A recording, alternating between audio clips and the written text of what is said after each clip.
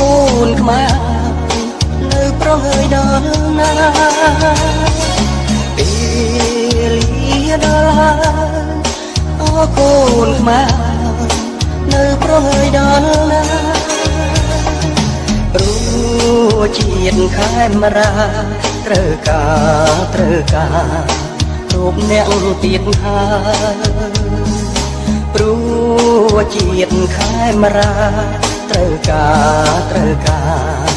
រូបអ្នកទៀតហើយអោគុលបុត្រនៅតាអ្នកភ្លេចហើយឬពុំសាវតាយើងត្រូវតែរួមគ្នា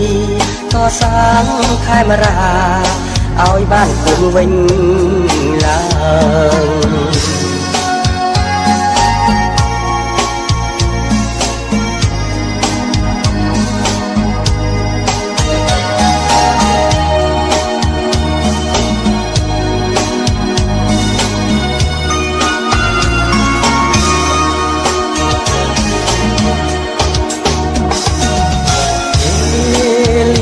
ដល់ហើយបើយើងកន្តើមិនដេចឡើយជាតិនឹងថាពេលលាដល់ហើយបើយើងកន្តើមិនដេចឡើយជាតិនឹងថាសាវតាយើងរឿងអង្គខាងដោយជាតិយើងសាមគ្គីសាវតាយើងរុងរឿងអង្គ